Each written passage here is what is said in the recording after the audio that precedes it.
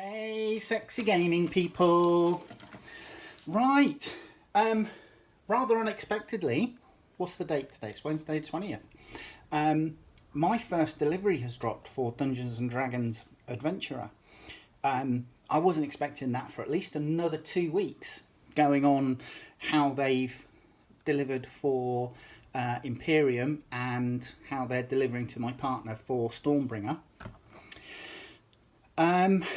So, yeah, I was really surprised. Anyway, we've already done issue 1. I gave the dice tin to my partner because she's a bit of a dice fetish person. So that's my dice tin now, that second one. But we've got issue 2 and our first free gift, which is this fairly simple dice tray. But we'll look at these along with the dice in a sec. So we'll put that aside. Let's have a look at the magazine. So we actually get, oh excuse me, we actually get this map, which looks like it's a map of Fandalin, or the area, initial area. Ah, right, yep, okay, right. We'll come back to that. So let's have a look at the contents. So straight in with the Sage Advice section, advantage, disadvantage and inspiration. So I said before that this is going to be really useful for me, although I'm currently playing a campaign and I've been playing a few months now. I played a starter campaign to introduce me to D&D. I'm now playing a long campaign, which is also based around Spelljammer, which is a kind of like a additional thing within D&D. I still consider myself to be a novice, so this magazine is going to be really good. I've actually read the other magazine cover to cover, which I don't always do when I get these collectibles. You know, quite often I'll just read the articles that interest me, but because I want to learn, because eventually I'd like to host my own games as DM, this has been really interesting for me so far. So yeah, we then got resting and hit dice. So this will talk about long rest and short rests. So generally a short rest is about 4 hours. A long rest is a minimum of 8 hours, which means that you then recoup your whole of your hit points, etc.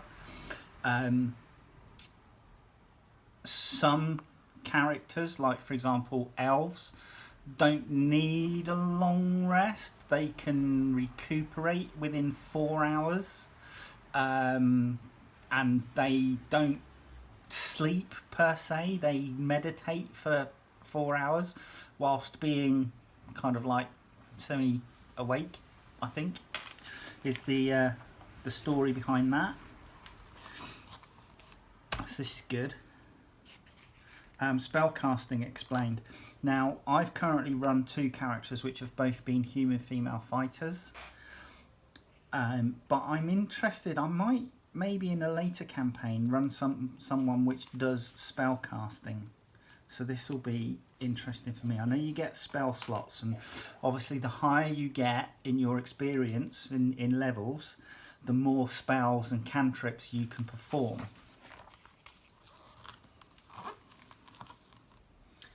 Concentration. Spells that last more than 1 round sometimes require the spellcaster's attention to maintain their efforts. So this is interesting. I didn't know this. Preparing wizard and cleric spells. Oh, character creation. Humans.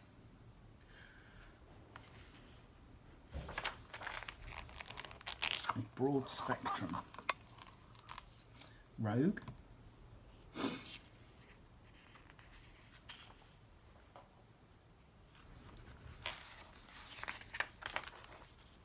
So you generally pick a species, then you pick a class when you create your character.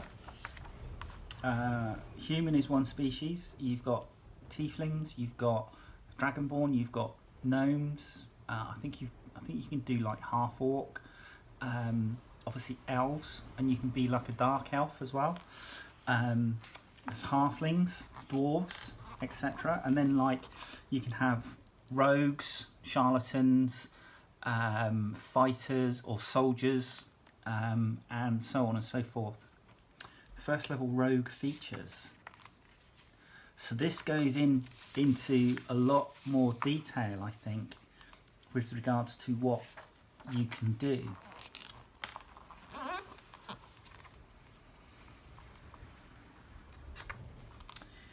The Forgotten Realms, so again, lore of the Forgotten Realms. Some really nice artwork. And then we get our second encounter. Now the first encounter, which was at an inn, having read through that was a really good thing. And this is a second encounter, the Forgotten Vault.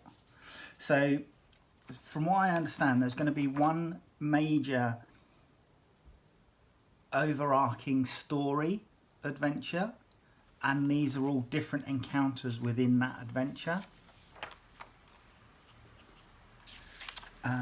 This is cool. This is a fairly straightforward sort of like cave dungeon system, so that's nice.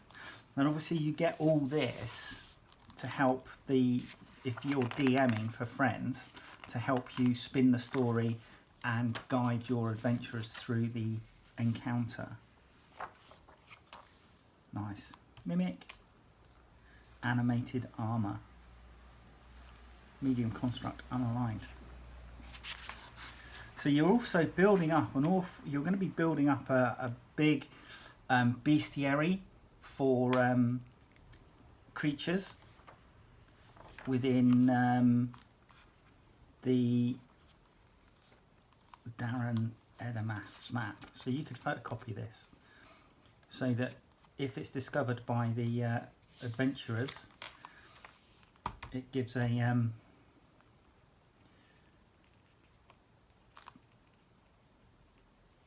what's the word I'm looking for?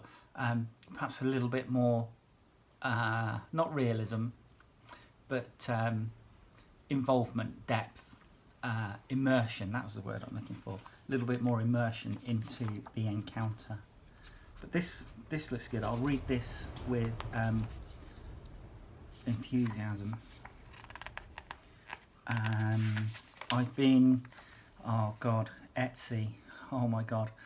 What a what a rabbit hole Etsy's been for finding miniatures to so that I can add them into my adventures and such. This is going to be another thing that is going to keep me poor. Right, let's have a look at this map. So there's nothing on that side. So this, I think, is just basically the main map for the original adventure on the starter set from 2014. We've got Fandalen here, which is where we were last week when we were in the inn. And it's nice that we're getting these maps. I do like these. And you can run, your characters, have a representative token for your group as they move around this, which gives again another level of immersion within the game, within the adventure. And I think this is great. I like this, and it's a nice, it's kind of like thin card, thick paper. Do you know what? I might even frame this. I know that's sad, but I might even frame this just because I think it looks cool.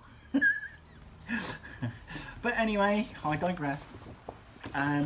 Yeah, so that's nice. That's a real nice thing to have.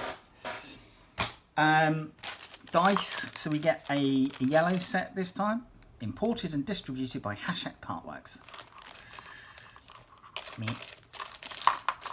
we get a full set of 7. Let's put those aside and we'll open up our first free gift, which is this dice tray. It's a fairly basic dice tray. You can pick dice trays up like this on eBay for a £5. But this one's nice to have the logo in it. Actually, this one might, that's it, that's because it's new. So there we go. Let's roll some dice. Let's see what we get. Oh, so we've got 16 on the D20, that's nice. So yeah, actually I like this. There's not that much bounce to it. Oh, and I'm liking this D20 as well. Knowing my luck though, come the game, this will let me down.